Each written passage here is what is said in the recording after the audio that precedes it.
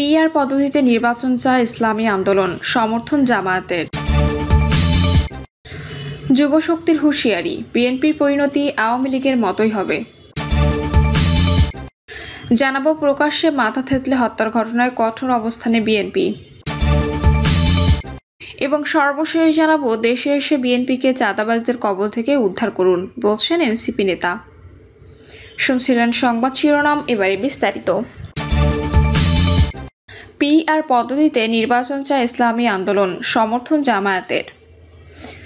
সংবিধান ও রাষ্ট্রীয় সংস্কার সুরক্ষা নিশ্চিত করতে জাতীয় সংসদ নির্বাচনে ভোটের অনুপাতে আসন বন্টন পদ্ধতির দাবি জানিয়েছে চরমোনাই পীরের নেতৃত্বাধীন ইসলামী আন্দোলন বাংলাদেশ। এই দাবিতে সমর্থন জানিয়েছে জামাত ইসলামী, যারা বলছে সংস্কার ছাড়া তারা কোনো নির্বাচনে অংশ নেবে না। একই সঙ্গে অভিযোগ করেছে রাজনৈতিক সংস্কার ঐক্যমত্যে না এসে বিএনপি নির্বাচনে বিলম্বিত করছে। ইসলামী আন্দোলনের আমির সৈয়দ মোহাম্মদ রেজাউল করিম বলেন, পিআর পদ্ধতি হলো মাদার অফ অল রিফর্ম। এটা বাস্তবায়ন ছাড়া প্রকৃত গণতন্ত্র সম্ভব নয়। পিআর পদ্ধতির সমালোচনায় বিএনপি বলছে, এতে সরকার গঠন স্থিতিশীল হবে না। এর জবাবে চরমোনাই পীর বলেন, ঘন ঘন সরকার পরিবর্তন আর রাজনৈতিক অস্থিরতা এক বিষয় নয়। ইতালিতে বারবার সরকার বদল হলেও রাজনৈতিক স্থিতিশীলতা রয়েছে, আর বাংলাদেশে 1981 সাল থেকে প্রায় একই দল দীর্ঘমেয়াদে ক্ষমতায় থাকলেও স্থিতিশীলতা আসেনি। পিআর পদ্ধতিতে আঞ্চলিক প্রতিনিধিত্ব নিশ্চিত হবে না। এর সমালোচনার জবাবে ইসলামী আন্দোলনে আমির বলেছেন, জাতিগত ভাষাগত বিবেচনায় বাংলাদেশ একক ধারার দেশ। স্থানীয় প্রতিনিধিত্বের বিষয়টি মুখ্য। যেসব ভাষা, নৃতত্ব, সংস্কৃতি ও ধর্মের বিভাজন রয়েছে, তারপরও পিআর পদ্ধতিতেও ভৌগোলিক প্রতিনিধিত্ব নিশ্চিত করা সম্ভব তুরস্কের মতো বিভাগভিত্তিক নির্বাচনের মাধ্যমে। পিআর পদ্ধতিতে সংসদীয় আসন থেকে এমপি নির্বাচিত না হওয়া জনগণ প্রতিনিধি নির্বাচন থেকে বঞ্চিত হবে। এর সমালোচনার জবাবে রেজাউল করিম বলেছেন, এলাকার উন্নয়ন সংসদ সদস্যদের কাজ নয়। এমপিরা বৈষম্যহীন নীতি প্রণয়ন করলে দেশের সর্বত্র উন্নয়ন হবে, আর উন্নয়নের জন্য স্থানীয় সরকারের প্রতিনিধিরা রয়েছেন। পিআরে এমপি প্রার্থী না থাকায় কেউ ভোট ডাকাতের জন্য মরিয়া হবে না, ফলে নির্বাচন সুষ্ঠু হবে। পিআর পদ্ধতিকে সংস্কারের সুরক্ষার একমাত্র উপায় আখ্যা দিয়ে বিএনপির প্রতি ইঙ্গিত করে চরমোনাই পীর বলেছেন, জুলাই সনদের আইনি মর্যাদা নিয়েও মতানৈক্য রয়েছে, ফলে এখন চাপে পড়ে সংস্কারে রাজি হলেও পরবর্তী রাজনৈতিক সরকার সংস্কার রাখবে কিনা অনিশ্চয়তা আছে।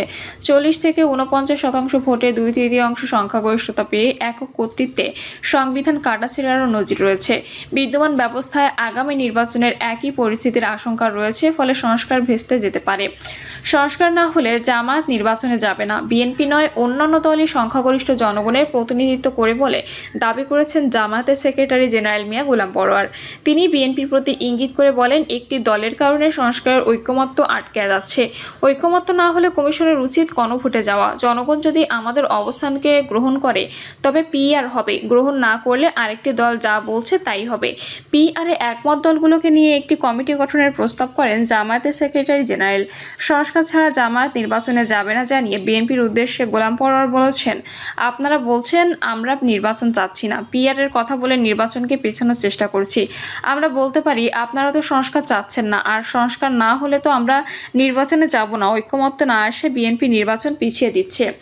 নাগরিক ঐক্য সভাপতি মাহমুদুর রহমান মান্না বলেন, বর্তমানে যে নির্বাচন ব্যবস্থা চালু আছে তাতে দলবাজি হয়। উচ্চকক্ষে পিআর হলে সংবিধান 9/6 করে হাত দেওয়া বন্ধ হবে। যুবশক্তির হুঁশিয়ারি, বিএনপির পরিণতি আওয়ামী লীগের মতোই হবে।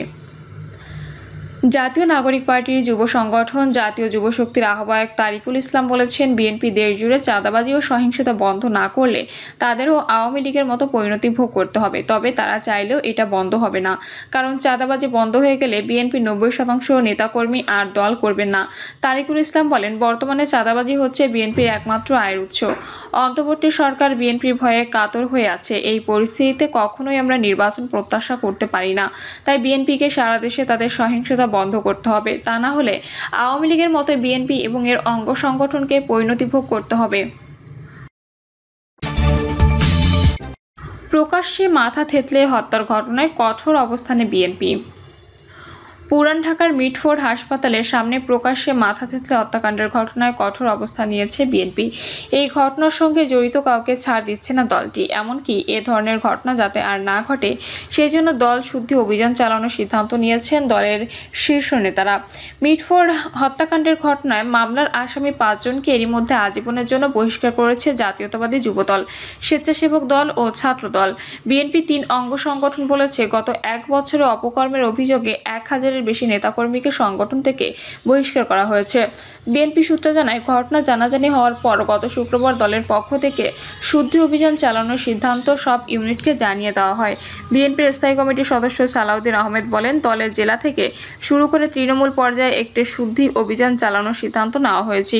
কী প্রক্রিয়ায় এই অভিযান চালানো হবে জানতে চাইলে তিনি বলেন, কোনো দাগী অপরাধী কোনোভাবে দলের সঙ্গে যুক্ত কিনা, দলে নতুন করে কেউ অনুপ্রবেশ করেছে কিনা, বিএনপির নতুন সদস্য যারা হয়েছেন তাদের আগের ইতিহাস কী তা পর্যালোচনা করতে বলা হয়েছে। এ বিষয়ে দল থেকে ইউনিট কমিটিগুলোকে একটি নির্দেশ দেওয়া হয়েছে। বিএনপির জ্যেষ্ঠ যুগ্ম মহাসচিব রুহুল কবির রিজভী সম্প্রতি বলেছেন, দলের শৃঙ্খলা ভঙ্গের অভিযোগে বিএনপি এর অঙ্গ ও সহযোগী সংগঠনের প্রায় 5000 নেতাকর্মীর বিরুদ্ধে বহিষ্কার সহ বিভিন্ন শাস্তিমূলক ব্যবস্থা নেওয়া হয়েছে। রিজভী গতকাল রাজধানীতে এক অনুষ্ঠানে বলেন, মিটফোর্ডের ঘটনায় বিএনপি বা বিএনপির অঙ্গ সংগঠনের নামে যাদের নাম পাওয়া গেছে তাদের রাতেই আজীবনের জন্য বহিষ্কার করা হয়েছে। বিএনপি একটি বৃহৎ পরিবার, কোনো ছিদ্রপথে 2-1 দুষ্কৃতকারী ঢুকে পড়লে সেটা সবসময় হয়তো খুঁজে রাখা যায় না। এত বড় একটি পরিবার, কিন্তু কোনোভাবে যদি দুষ্কৃতকারীকে চিহ্নিত করা যায় তার বিরুদ্ধে ব্যবস্থা নিতে দল কখনো কার্পণ্য করেনি। মূল আসামিদের এজাহার থেকে বাদ দেওয়া রহস্যজনক। পুরান ঢাকায় মিটফোর্ড হাসপাতালের সামনে প্রকাশ্যে মাথা থেঁতলে হত্যাকাণ্ডের ঘটনার মূল আসামিদের এখনও গ্রেপ্তার না করা এবং মামলায় এজাহার থেকে তাদের বাদ দেওয়া রহস্যজনক বলে দাবি করেছেন বিএনপির 3 সংগঠন। গতকাল সকালে রাজধানীর নয়াপল্টনে বিএনপির কেন্দ্রীয় কার্যালয়ে জাতীয়তাবাদী যুবদল, স্বেচ্ছাসেবক দল ও ছাত্রদল যৌথ সংবাদ সম্মেলন করে। 3 সংগঠনের পক্ষে যুবদলের সভাপতি এ মোনায়েম মুন্না বক্তব্য দেন। তিনি বলেন, এ ঘটনায় যারা সরাসরি সংশ্লিষ্ট ভিডিও ফুটেজ ও সিসি ক্যামেরায় যাদের দেখা গেছে, আশ্চর্যজনকভাবে তাদের মামলার প্রধান আসামি করা হয়নি। যারা প্রাণঘাতী আঘাতগুলো করেছে তারা অদ্যাবধি গ্রেপ্তারও হয়নি।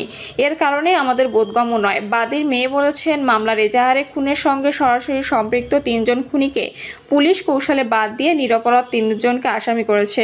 ঘটনার 60 ঘন্টার বেশি সময় পেরিয়ে গেলেও খুনির প্রমাণাদি হাতে থাকা সত্ত্বেও অদ্যাবধি মূল আসামিদের গ্রেপ্তার করা গেল না। এটি একটি বিরাট প্রশ্ন, রহস্য। মোনায়েম মুন্না বলেন, কারা কেন এই 3 আসামিকে বাদ দিয়ে নতুন করে অন্যজনকে আসামি করলো এটি আমরা জানতে চাই। আর ঘটনাটি বুধবারের। শুক্রবার এই ঘটনা ব্যাপকভাবে প্রচারিত হয়েছে। 2-3 দিন আগের ঘটনা কেন 2 দিন পর প্রচার করা হলো, এর পেছনে কারা জড়িত সেটিও খুঁজে দেখা উচিত। আপনাদের মাধ্যমে দেশের আইন প্রয়োগকারী সংস্থার কাছে এই প্রশ্নটি রেখে যথাযথ ব্যবস্থা গ্রহণের দাবি জানাচ্ছি। তিনি বলেন, আমরা এক তীব্র মানসিক যাতনা নিয়ে এই সংবাদ সম্মেলন করছি। দেশের সার্বিক আইন শৃঙ্খলা পরিস্থিতিতে আমরা অত্যন্ত উদ্বিগ্ন। এই নৃশংস বর্বরতা প্রত্যক্ষ করে পুরো জাতি স্তম্ভিত। আমি এই নৃশংসতার তীব্র নিন্দা, প্রতিবাদ ও ধিক্কার জানাচ্ছি। সভ্যতার এই সময়ে এমন আদিম বর্বরতা আমরা কোনোভাবে মেনে নিতে পারি না। এই ঘটনার সংশ্লিষ্ট ইন্ধনদাতা হিসেবে যাদের নাম এসেছে, মামলায় যাদের আসামি করা হয়েছে, তার মধ্যে আমাদের 3 সংগঠনের 5 জনকে গতকাল আজীবনের জন্য বহিষ্কার করেছি। আইন শৃঙ্খলা রক্ষা বাহিনীর প্রতি আহ্বান জানিয়ে অতি দ্রুত তাদের গ্রেপ্তার করে আইনের আওতায় আনার জন্য সাংগঠনিক দায়বদ্ধতা ও জবাবদিহির জায়গা থেকে যা কিছু প্রয়োজন আমরা সেই ব্যবস্থাগুলো নিয়েছি। অভিযোগ পেলে কাউকে ছাড় দিচ্ছি না। তিনি বলেন, বিদ্যমান পরিস্থিতিতে সরকার ও আইন শৃঙ্খলা রক্ষা বাহিনীকে কঠোর হতেই হবে। আপনারা আইন শৃঙ্খলা পরিস্থিতির উন্নতিকল্পে কার্যকর পদক্ষেপ নিন। এখানে আমাদের যদি কোনো ধরনের সহযোগিতার প্রয়োজন হয় আমরা তা করতে সর্বদা প্রস্তুত আছি। প্রিয় দর্শক, এই ছিল এখনকার সর্বশেষ সংবাদ। আপডেট সব সংবাদ পেতে চ্যানেলটি সাবস্ক্রাইব করে বেল আইকনটি ক্লিক করে রাখুন।